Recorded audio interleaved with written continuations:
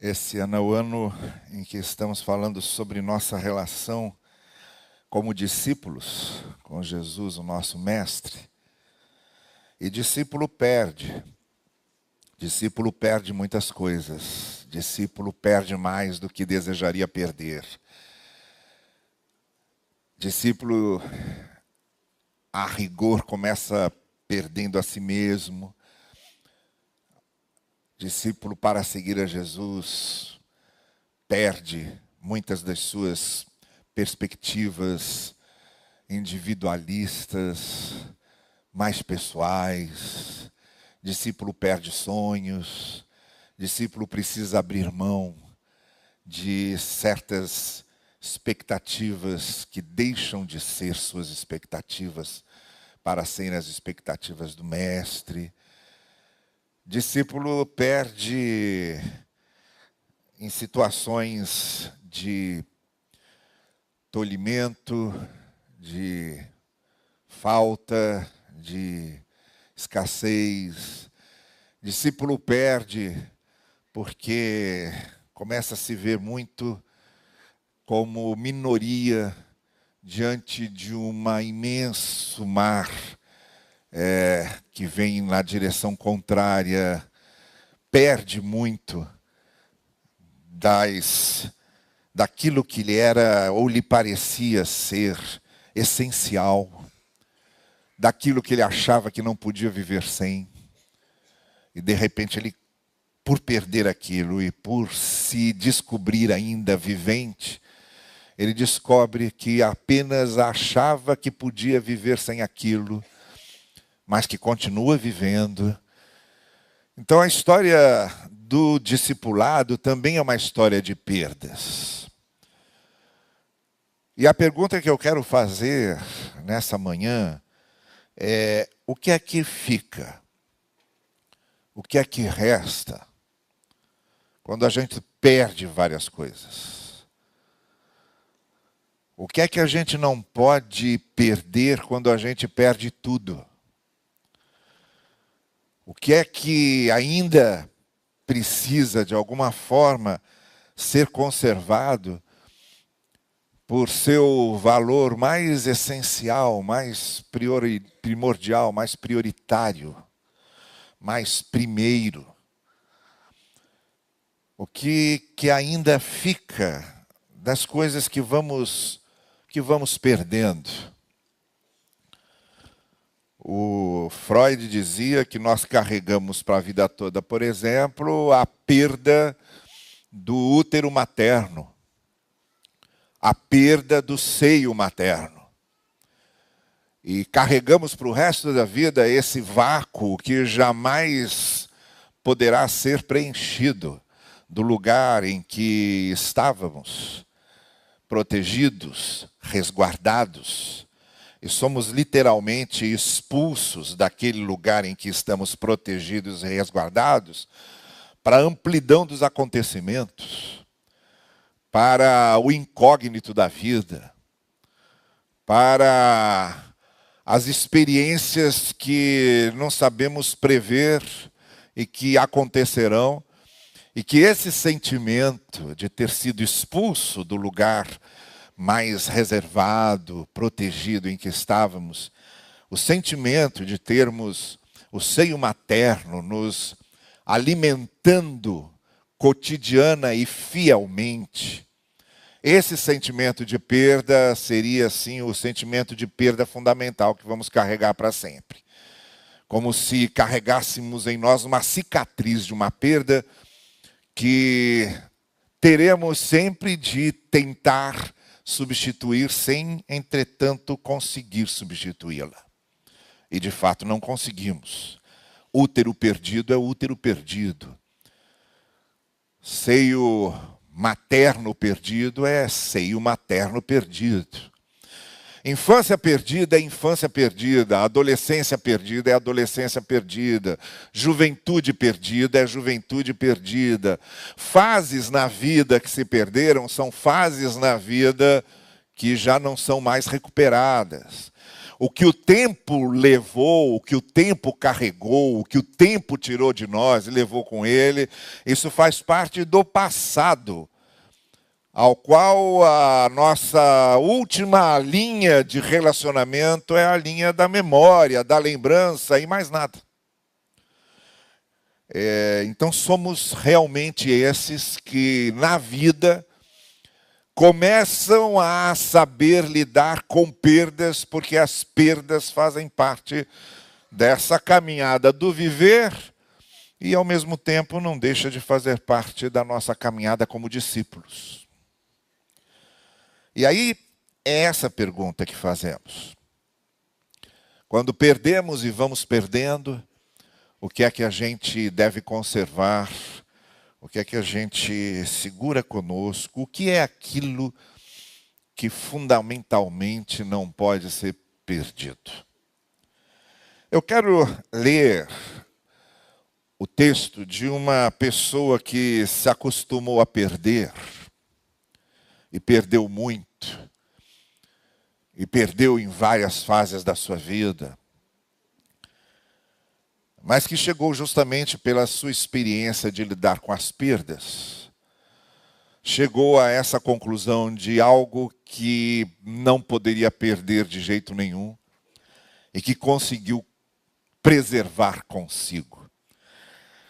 Num momento em que o apóstolo Paulo se despedia dos cristãos de Éfeso, os efésios com quem ele havia convivido durante muito tempo, a igreja que ele organizara, aqueles que ele havia discipulado, aqueles a quem ele havia liderado durante um longo tempo, e chegou o momento de perder.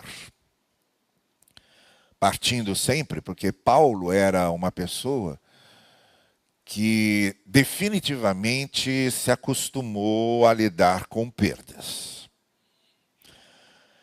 Ele soube perder todo o edifício religioso que ele havia construído, todas as suas expectativas religiosas, todas as doutrinas que ele havia acalentado, tudo aquilo que ele considerava a coisa mais importante do mundo, a verdade mais sagrada, as suas verdades sagradas, ele precisou perder e soube perder de maneira tão definitiva e consistente, que quando, por exemplo, escreveu a carta aos Filipenses, ele disse: olha, isso tudo que eu vivi, grande parte da minha vida, e isso tudo que eu criei, que eu considerei como verdade sagrada, grande parte da minha vida, hoje eu considero como esterco, perto de tudo aquilo que eu descobri.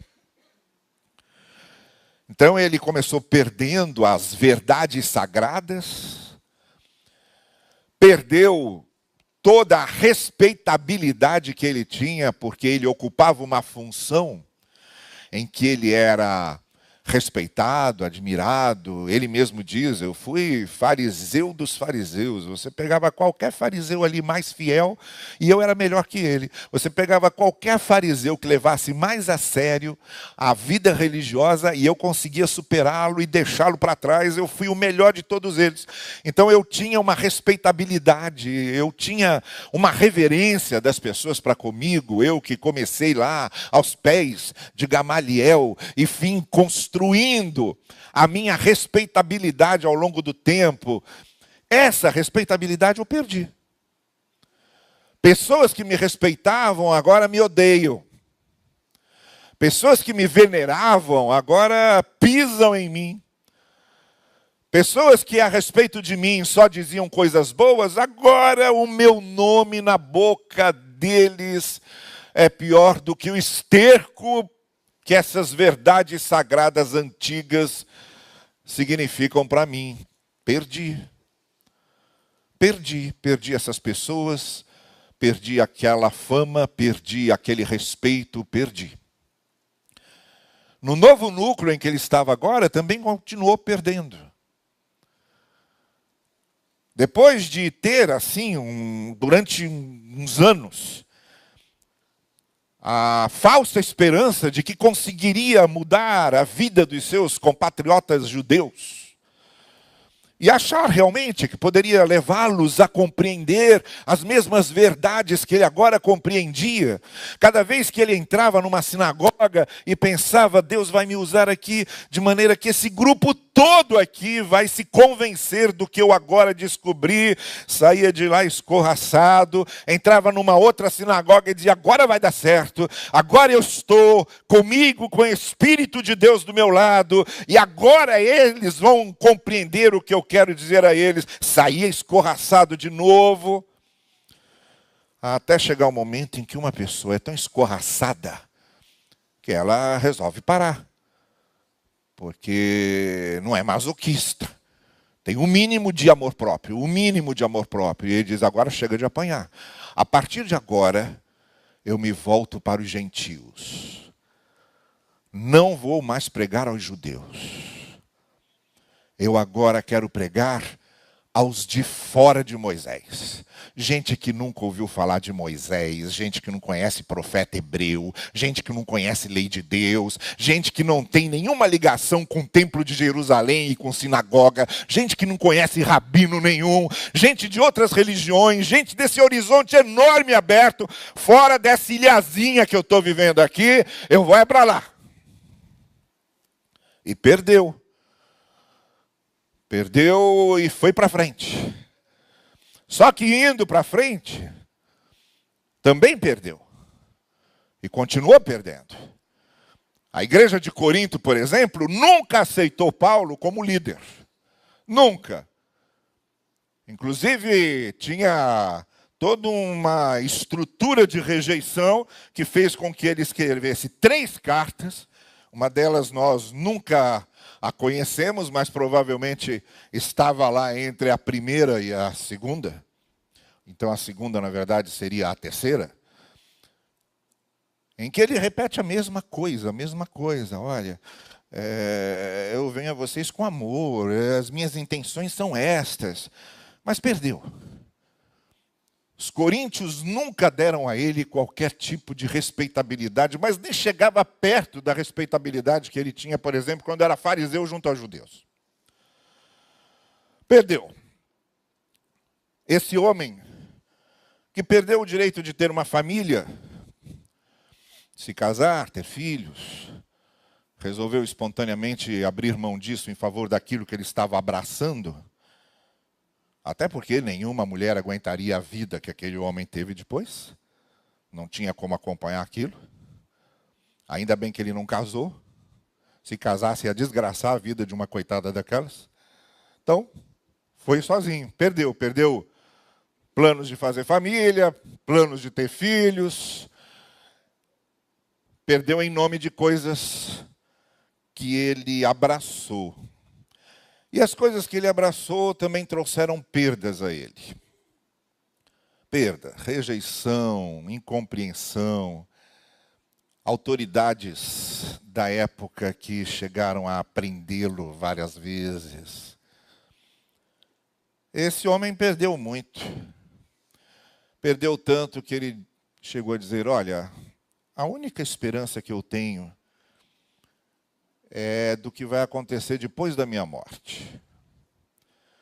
E aí ele chega a dizer uma das coisas que só poderia brotar da boca de alguém que perdeu muito.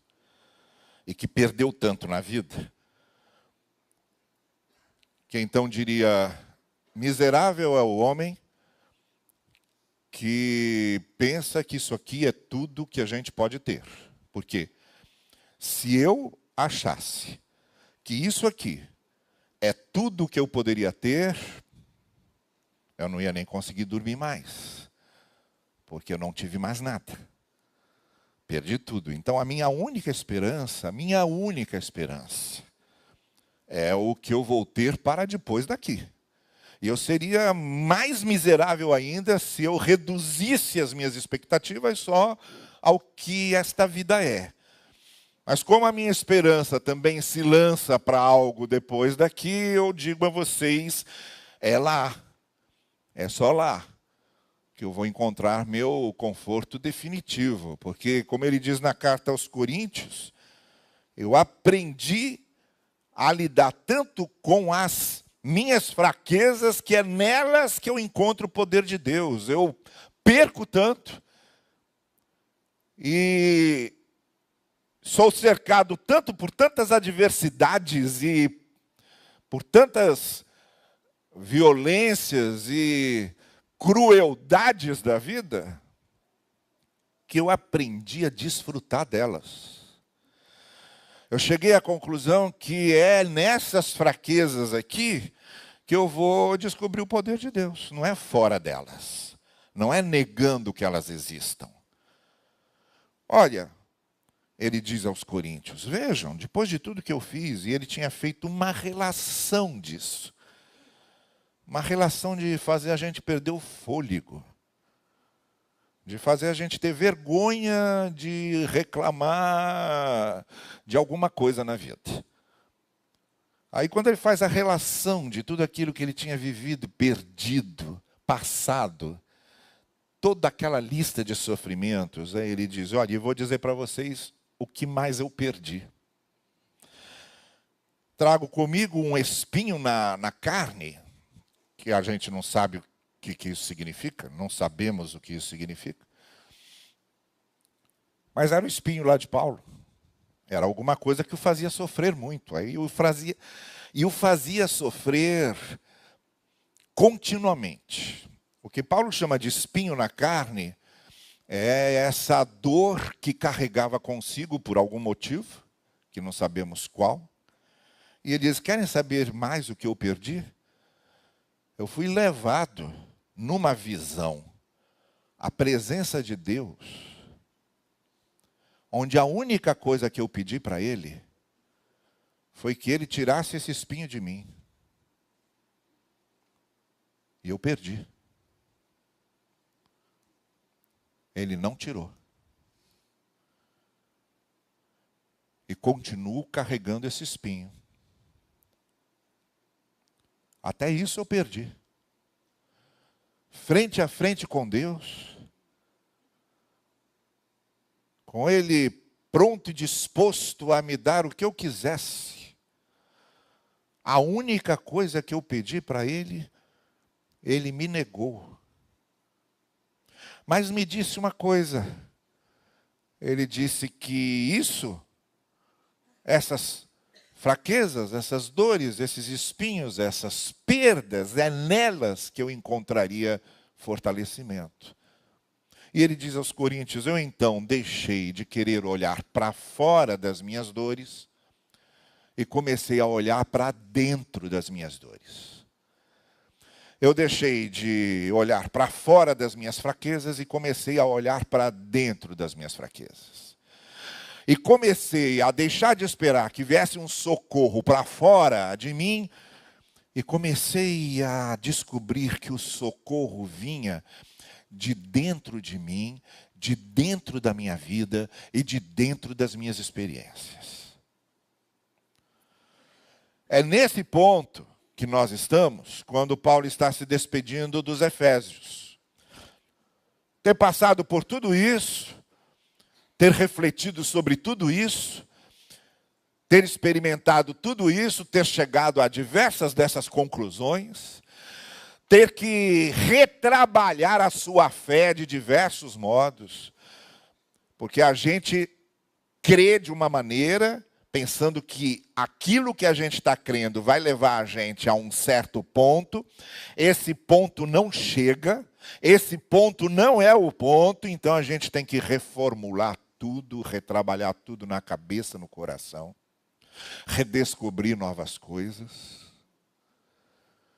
E é esse homem que agora, nessa despedida da igreja de Éfeso, com a qual ele conviveu durante alguns anos, no capítulo 20 de Atos, no verso 24, nesse pequenino trecho da sua fala, a gente encontra um mundo de coisas. Quase que toda a sua experiência de vida metida aqui dentro. E ele diz, todavia, não me importo, nem considero a minha vida de valor algum para mim mesmo. Se tão somente, essa expressão no grego é importantíssima aqui, ela é traduzida como que se tão somente, a outra tradução possível é contanto que eu possa terminar a corrida e completar o ministério que o Senhor Jesus me confiou de testemunhar do Evangelho da graça de Deus. Esse homem, no meio de todas as suas perdas, se tornou um privilegiado porque ele descobriu o que ele não podia perder. E quando você chega nesse ponto, você não tem mais medo de perder nada, a não ser aquilo que você sabe que não pode perder. Quando você chega nesse ponto, que é uma liberdade, a falta de medo de perder é uma imensa liberdade. Quando você não tem mais medo de perder, isso é a liberdade mais essencial. E esse homem chegou num ponto em que ele não tinha mais medo de perder, contanto que preservasse aquilo que ele considerava essencial. O problema todo era descobrir o que é que eu considero essencial. Quando eu descubro o que é essencial para mim, salvaguardado isso, eu não tenho medo de perder mais nada. As perdas serão dolorosas, as perdas serão frustrantes, as perdas serão tristes, as perdas serão fracassos pessoais, as perdas serão mudança de rota, as perdas serão reconfiguração de verdades sagradas, as perdas serão repensamento e recolocação de ideias na mente e de sentimentos no coração. Mais uma coisa a gente vai ter certeza, eu estou preservando o que eu não posso perder. Então serão frustrações condicionais, mas nunca frustrações essenciais. Serão perdas contingenciais, mas nunca serão perdas definitivas. Quando a gente consegue definir o que é realmente essencial na vida e o que é realmente aquilo que não podemos perder, aí você é livre. Aí você é livre. Porque as perdas da vida podem sim te entristecer, te abalar, fazer você mudar de rota, repensar uma série de coisas, mas haverá por dentro o maior conforto que alguém pode ter no meio das perdas, que é isso nem sequer se iguala ao que eu descobri que é essencial para mim. E foi isso que Paulo descobriu. É uma coisa que a gente aprende. A descoberta do que é essencial para nós, a descoberta do nosso essencial, a descoberta daquilo que realmente constrói o que somos. Essa descoberta não é algo que você descobre de repente. Essa descoberta é feita ao longo da vida e nas nossas experiências da vida e até nas nossas experiências de perda. Esse é um aprendizado que a gente vai construindo, como foi com Paulo. Foi preciso que ele passasse situações na sua vida e fosse descobrindo esse seu essencial, esse seu definitivo, esse seu inegociável. Para que chegasse aqui nessa maturidade, que é como podemos chamar essa descoberta, a descoberta da maturidade. chegasse nesse grau de maturidade para dizer: olha, estou me despedindo de vocês, não sei o que vai acontecer comigo, já sei tudo o que aconteceu e já sei tudo o que descobri. Mas digo a vocês uma coisa: eu não considero a minha vida, ou seja, aquilo que vocês estão vendo aqui, aquilo que hoje eu tenho, aquilo que hoje nós construímos aqui junto, o que eu convivi com vocês, o que eu plantei e colhi com vocês, bem, eu não considero isso que seja um valor de mim mesmo. Eu tenho valores que são acima desse. Eu tenho valores que estão acima do que eu estou vivendo assim, circunstancialmente. Eu tenho uma essência que está acima do que as condições existenciais e circunstanciais da vida me trazem. Olha, não considero nenhum valor por mim mesmo, não. Mas uma coisa eu preservo comigo, e eu descobri qual é a minha essência. Eu descobri qual é o conteúdo do qual eu não posso nunca abrir mão. E é esse: contanto que eu possa terminar a corrida completando o ministério que o Senhor Jesus me confiou de testemunhar do Evangelho da graça de Deus. Para Paulo era isso. Para Paulo era isso. Para Paulo, as perdas que ele tinha feito na vida não significavam absolutamente nada se ele continuava preservando o que para ele era a essência da sua identidade, era a essência do seu ser.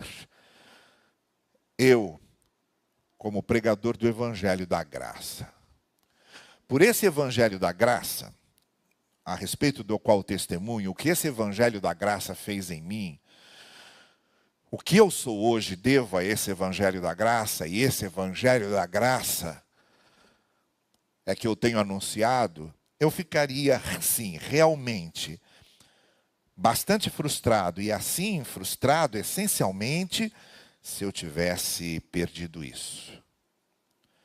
Se eu tivesse perdido essa minha identidade mais essencial. Se eu tivesse vendido essa minha primogenitura por diversas sopas outras de lentilhas, aí eu ficaria frustrado.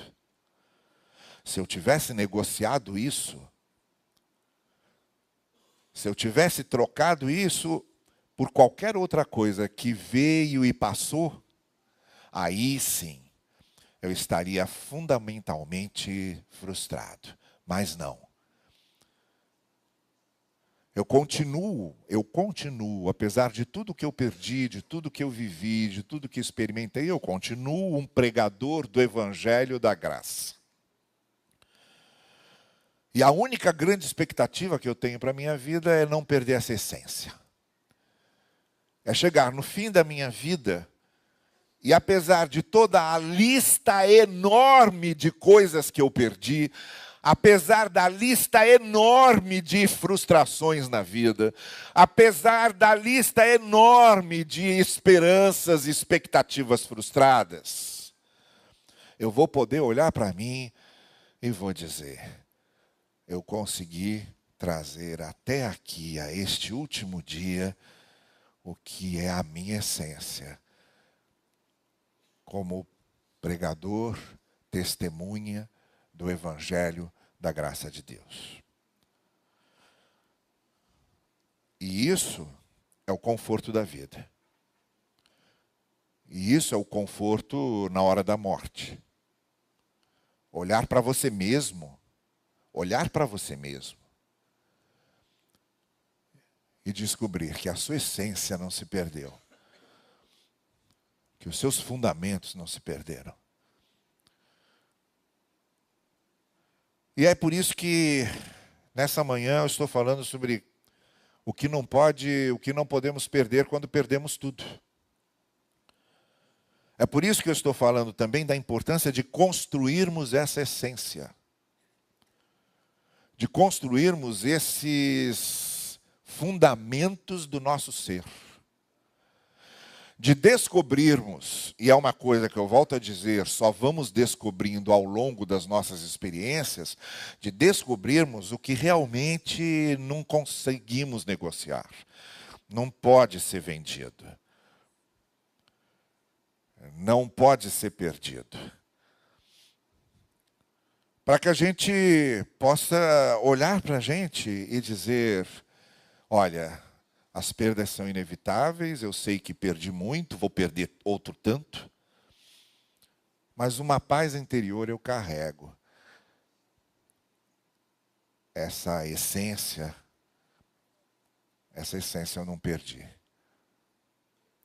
Essa essência eu guardo comigo. O que me chama a atenção também nesse texto é que, para Paulo, a sua essência não era construída por nada material. O que ele considerava de grande valor não tinha nada a ver com algo que podia ser contado em números. O que ele considerava de grande valor não era algo que podia ser enumerado, quantificado. É algo que está ali naquilo que não pode ser medido. É algo que transcende, é outra coisa que me chama a atenção nesse texto de Paulo. O que ele está considerado precioso, que ele não perde, é o que transcende. Não é o que está obviamente visto. Nós vivemos numa sociedade e num sistema que nos julga por números, por valores, por aquilo que acumulamos, por aquilo que temos. Nós vivemos num sistema cruel que exige de nós que valorizemos justamente aquilo que é o que mais nos inferniza quando valorizamos. Nós vivemos num contexto que nos ensina a ser materialistas, imediatistas, buscadores de lucros, incessantemente buscando vantagens. Incessantemente buscando superioridade. Incessantemente buscando provar ao outro que valemos pelo que conseguimos juntar. Nós vivemos nesse esquema e vivemos nesse sistema de maneira que a nossa cabeça, desde que nós nascemos, a nossa cabeça é feita nesse ritmo. Então parece-nos sim ser o único mundo possível. Quando a sua cabeça é feita desde o início, numas circunstâncias que parecem a você a única coisa possível, que parece a você ter sido desde o início sempre sido assim, valores que são vendidos a você como se fossem valores de sempre, desde sempre. É óbvio que quando você perde isso, você se desestabiliza e a vida perde sentido. O que chama a atenção nesse texto é que o Paulo está chamando aqui de essencial. Não tem nada a ver com o que pode ser contado, precificado. Não entra numa receita, numa declaração de receita. É algo que transcende, o que nos leva à conclusão que esse essencial que faz com que não tenhamos medo de perder mais nada, ainda que nos frustremos muito, está ligado ao que transcende, não ao imanente, não ao preso ao visto. Não ao que é cativo do que pode ser medido. Não ao que está nas quatro paredes das nossas contabilidades. Mas essa essência é algo que transcende. É um valor que passa das medidas, que não pode ser colocado dentro de uma gaveta, de um cofre, de uma conta bancária.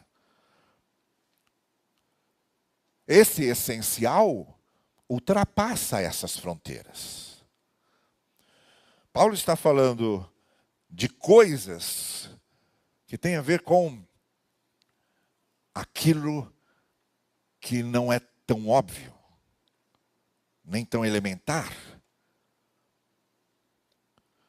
mas que descobrimos no correr da caminhada. Como ele foi descobrindo isso no correr da caminhada. O que me chama a atenção é que o que Paulo chama aqui de evangelho, o adjetivo que ele dá ao evangelho, vejam, não é o evangelho da lei. Não é o evangelho dos ritos.